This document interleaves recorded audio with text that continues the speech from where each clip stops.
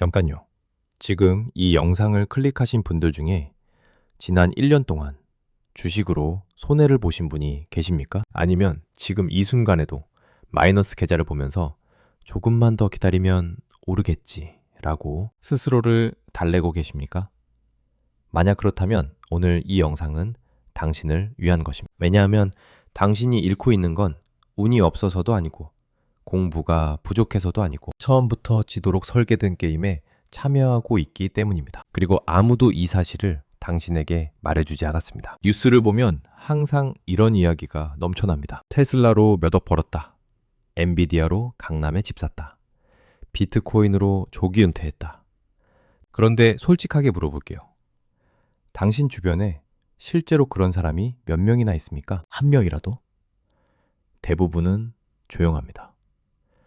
왜냐하면 돈을 잃은 쪽은 말을 하지 않기 때문입니다. 이긴 사람 한 명의 이야기가 인터넷 전체를 덮고 진 사람 9명의 이야기는 조용히 묻힙니다. 그렇게 당신은 왜곡된 현실 속에서 잘못된 판단을 내리게 됩니다. 그리고 이 왜곡을 만들어내는 것이 바로 TV이고 언론이고 증권사입니다. 그들이 당신에게 보여주고 싶은 것만 보여주는 겁니다. 저는 40년 동안 금융권에서 일했습니다. 은행 창구에서 시작해서 펀드 매니저로 수천억을 운영했고 마지막에는 투자 상담가로 수백 명의 개인 투자자들을 직접 만났습니다. 1997년 IMF 외환 위기 때는 은행 창구에서 고객들이 패닉에 빠지는 것을 눈앞에서 봤고 2000년 닷컴 버블 때는 펀드 매니저로서 직접 손실을 경험했습니다. 2008년 금융위기 때도 현장에 있었습니다.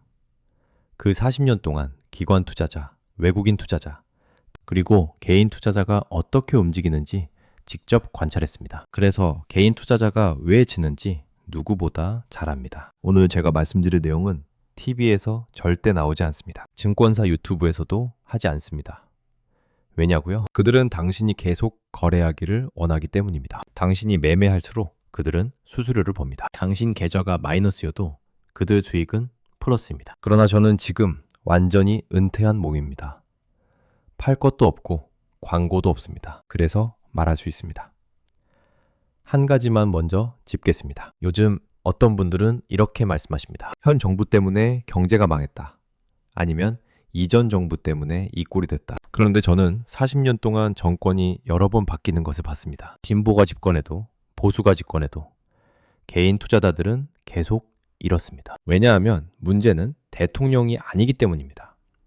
문제는 시스템입니다. 어떤 정권이 들어서도 외국인 알고리즘은 멈추지 않습니다. 어떤 대통령이 당선되어도 당신의 뇌 구조는 바뀌지 않습니다. 정치 싸움에 에너지를 쏟는 동안 당신 계좌의 돈은 조용히 빠져나가고 있습니다. 오늘 이 영상을 보시는 것은 그 에너지를 진짜 중요한 곳에 쓰기 위해서입니다. 결론부터 말씀드리겠습니다.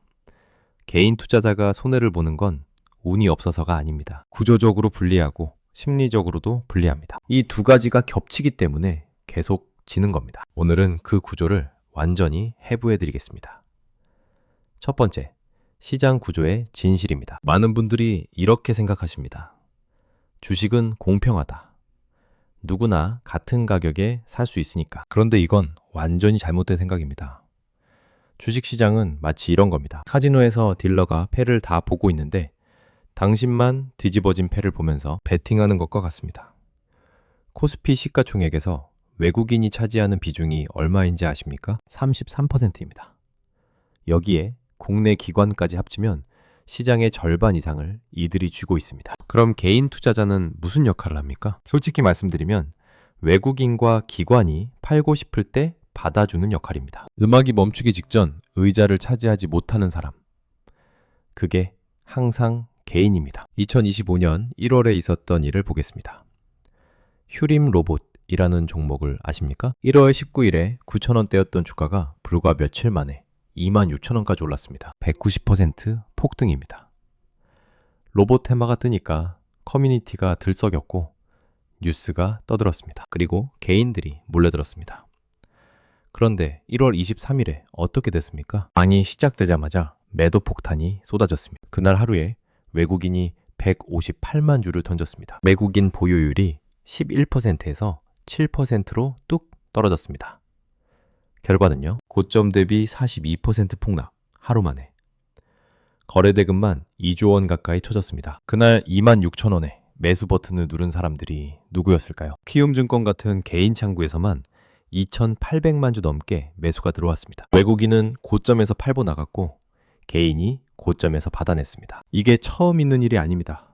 패턴이 항상 똑같습니다. 2024년 한 해 동안 외국인 투자자들이 한국 주식을 얼마나 팔았는지 아십니까? 27조 원이 넘습니다. 9월부터 연말까지 멈추지 않고 팔았습니다. 2008년 금융위기 이후 가장 긴 매도세였습니다. 그럼 그 27조 원어치 물량을 누가 받았을까요? 상당 부분이 개인 투자자들이었습니다. 왜 외국인들은 팔았을까요? 감이나 직감으로 판 게 아닙니다. 달러가 강세로 돌아서고 미국 금리가 올라가니까 굳이 한국에 돈을 묶어둘 이유가 없어진 겁니다. 이 사람들은 수백 명의 애널리스트가 환율, 금리, 글로벌 공급망 데이터를 실시간으로 분석한 결과를 알고리즘으로 실행합니다. 감정이 없습니다. 반면 개인들은 어떻게 반응했습니까? 주가가 많이 떨어졌으니 싸 보인다. 저가 매수다. 이렇게 들어간 겁니다. 저도 펀드 매니저 시절에 이 패턴을 수도 없이 봤습니다. 외국인이 팔기 시작하면 개인이 받고 개인이 버티다 못해 팔면 그때 외국인이 다시 삽니다. 순서가 항상 그렇습니다. 그런데 여기서 끝이 아닙니다. 한국 주식에는 또 다른 구조적 함정이 있습니다. 코리아 디스카운트라는 말을 들어보셨습니까? 왜 한국 주식은 미국이나 일본보다 싸냐고 물어보면 많은 분들이 북한 리스크 때문이라고 합니다. 물론 그것도 있습니다. 그러나 제가 40년 일하면서 더 깊이 느낀 것은 다릅니다. 더 근본적인 문제는 한국 기업이 주주를 위해 일하지 않는다는 겁니다. 집 한 채를 사서 잘 가꿨더니 주인이 가장 좋은 방만 떼어내 따로 팔아버린 격입니다. 그게 바로 물적 분할입니다. 회사가 돈이 되는 사업부를 떼어내서 따로 상장시키는 겁니다. 그런데 기존 주주에게는 새 회사 주식을 단 한 주도 주지 않습니다. LG화학을 보십시오. 가장 잘 나가는 배터리 사업부를 떼어내서 LG 에너지 솔루션을 만들었습니다. 기존 LG화학 주주들은 어떻게 됐습니까? 핵심 사업부를 잃으니 모회사 주가는 떨어졌고 새로 상장된 주식은 한 주도 받지 못했습니다. 이중으로 손해를 본 겁니다. 미국에서는 이런 일이 잘 일어나지 않습니다. 사업부를 분할하면 기존 주주에게 새 주식을 나눠주는 것이 원칙입니다. 그것이 정상입니다. 그래서 사람들이 한국 주식을 믿지 못하고 미국으로 떠나는 겁니다. 그럼 미국 주식은 공정할까요? 미국 주식을 하시는 분들은 이렇게 생각하십니다. 미국은 투명하고 공정하다. 그래서 믿을 수 있다. 그런데 미국에도 당신이 모르는 함정이 있습니다. 로빈후드 같은 수수료 무료 앱을 아십니까? 세상에 공짜는 없습니다. 당신이 로빈후드에서 주문을 넣으면 그 주문은 뉴욕 증권거래소로 바로 가지 않습니다. 시타델이나 버추 같은 대형 마켓 메이커에게 먼저 갑니다. 이 회사들이 당신의 주문 정보를 보고 자기들에게 유리하게 처리합니다. 수수료는 없지만 체결 가격으로 비용을 지불하는 겁니다. 이것을 PFO, 즉 주문 흐름에 대한 지불이라고 합니다. 그러나 더 큰 문제는 다크풀입니다. 미국 주식 거래의 40% 이상이 우리가 보는 공개 시장이 아니라 사설, 거래소에서 이루어집니다. 기관들끼리 조용히 거래하는 공간입니다. 개인은 접근조차 못합니다. 기관은 좋은 가격에 큰 물량을 처리하고 남은 찌꺼기가 공개 시장으로 나옵니다. 당신은 그 찌꺼기를 받는 겁니다.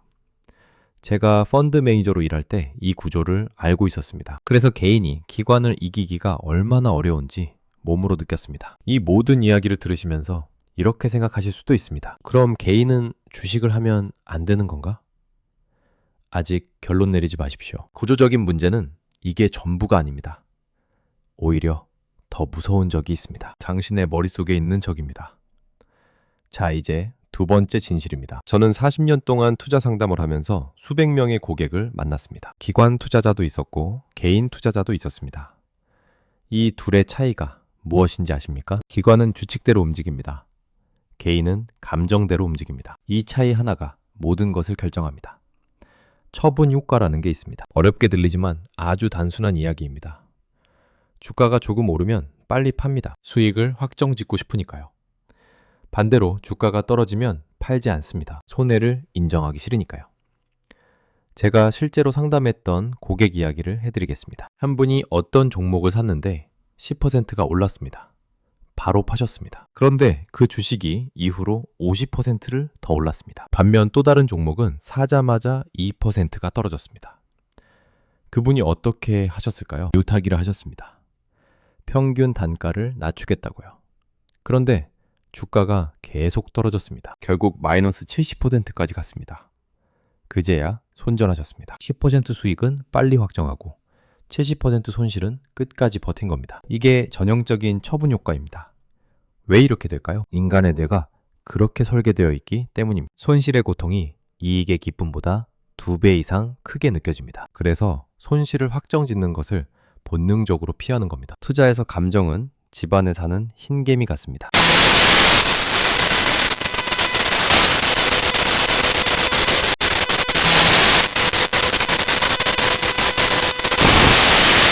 수익은 작고 손실은 큽니다. 이 패턴을 반복하면 당연히 지는 겁니다. 다음은 군중 심리입니다. 남들 따라서 사고 파는 겁니다. 휴림 로봇 사례가 딱 그겁니다. 로고 테마가 뜨니까 커뮤니티에서 난리가 났습니다.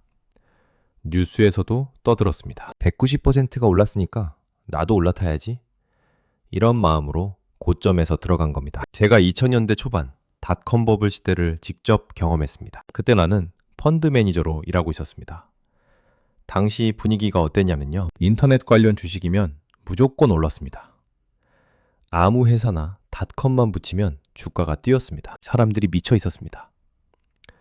안 사면 바보 취급을 당했습니다. 저도 솔직히 말씀드리면 그때 욕심을 부렸습니다. 제가 운영하던 펀드에 IT 주식 비중을 60%까지 올렸습니다. 수익이 잘 나니까 자신감이 붙은 겁니다.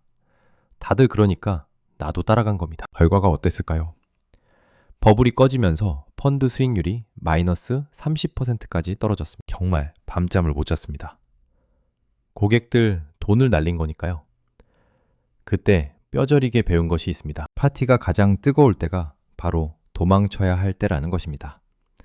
요즘도 똑같습니다. 테슬라, 엔비디아 다들 사니까 따라 삽니다. 미국 지수는 무조건 오른다는 믿음이 퍼져 있습니다. 심지어 3배 레버리지 ETF까지 삽니다. TQQQ, SOXL 같은 것들입니다. 이거 정말 위험합니다. 레버리지 상품은 오를 때 3배로 오르지만 떨어질 때도 3배로 떨어집니다. 그리고 횡보장에서는 시간이 지날수록 자산이 녹아내립니다. 변동성 손실이라고 하는데 구조적으로 장기 보유에 적합하지 않습니다. 제가 투자 상담할 때 기억나는 분이 있습니다. 서울에서 집을 파셨습니다. 그 돈 전부를 엔비디아와 테슬라에 넣었고 거기에 레버리지까지 쓰셨습니다. 처음에는 잘 됐습니다. 수익이 나니까요. 그런데 시장이 조정을 받자 어떻게 됐었습니까? 변동성을 견디지 못하고 손절하셨습니다. 집값의 상당 부분을 날리셨습니다. 이분이 바보여서 그런 게 아닙니다. 굉장히 똑똑한 분이었습니다. 그런데 욕심과 과신이 문제였습니다. 빠르게 부자가 되고 싶다는 마음, 그것이 독이 됩니다. 마지막으로 과잉 거래 문제입니다. 요즘은 스마트폰으로 주식 거래가 너무 쉽습니다. 게임처럼 느껴집니다. 터치 한 번이면 매수, 터치 한 번이면 매도. 그런데 거래를 많이 할수록 수익률이 떨어진다는 연구 결과가 있습니다. 매매할 때마다 수수료가 나갑니다. 호가, 스프레드 비용도 있습니다. 이게 쌓이면 큰 비용이 됩니다. 그리고 자주 거래하면 실수할 확률도 높아지고 감정적으로 결정을 내리게 됩니다. 제가 상담하면서 하루에도 몇 번씩 사고 파는 분들을 많이 봤습니다. 굉장히 바쁘게 움직이셨습니다. 그런데 1년 지나서 결산해 보면 마이너스인 경우가 대부분이었습니다. 낚싯대를 너무 자주 건지면 물고기가 도망갑니다. 시장도 마찬가지입니다. 움직이지 않는 것이 최선일 때가 많습니다. 지금까지 이야기를 들으시면서 걱정이 되셨을 겁니다. 구조적으로도 불리하고 심리적으로도 불리하다니. 그럼 개인은 주식을 하면 안 되는 건가? 저도 걱정입니다. 제 손주들도 요즘 주식을 한다고 하더군요. 그 이야기를 들을 때마다 마음이 쓰입니다. 그러나 너무 불안해하실 필요는 없습니다. 방법이 없는 게 아닙니다. 다만 대부분의 사람들이 그 방법을 모르거나 알아도 실천을 하지 않는 것뿐입니다.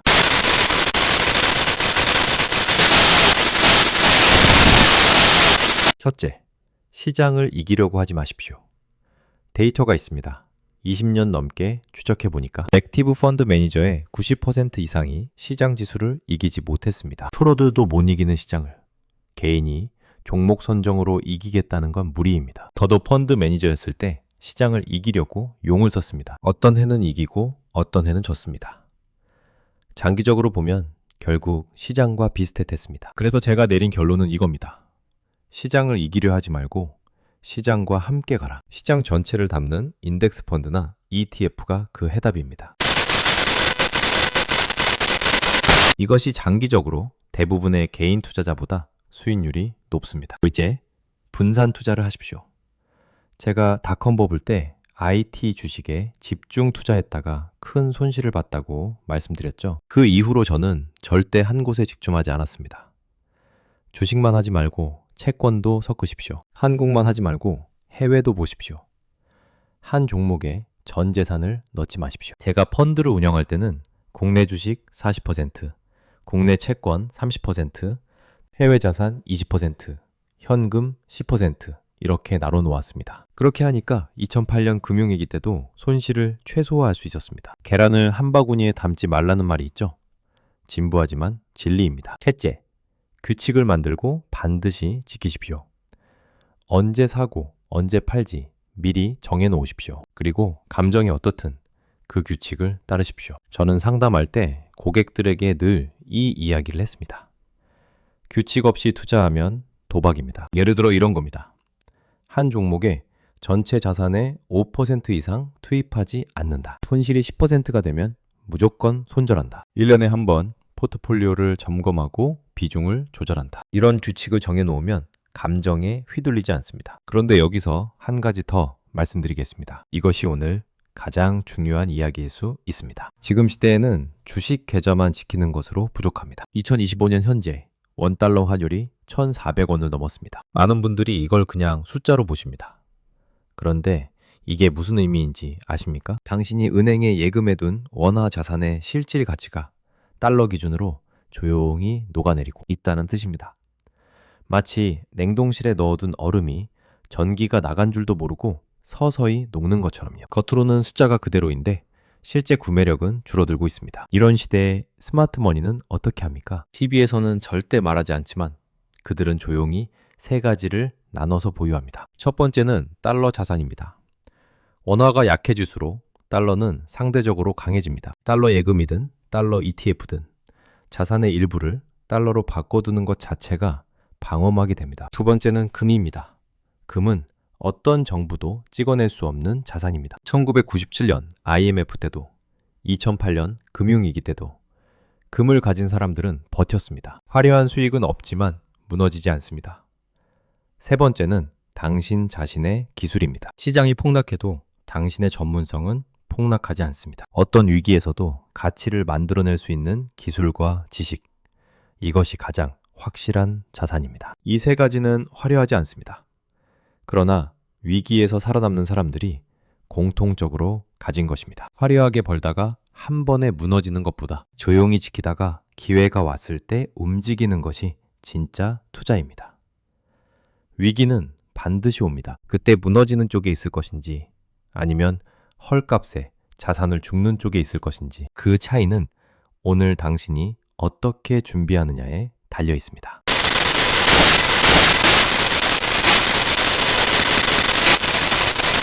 기관과 외국인은 알고리즘과 정보력으로 움직이고 개인은 감정과 뉴스로 움직입니다. 정보의 속도와 자금력에서 처음부터 분리합니다. 둘째, 더 무서운 적은 우리 내면에 있습니다. 이익은 빨리 확정하고 싶고 손실은 인정하기 싫고 남들 따라서 사고 팝니다. 이것이 손실로 이어집니다.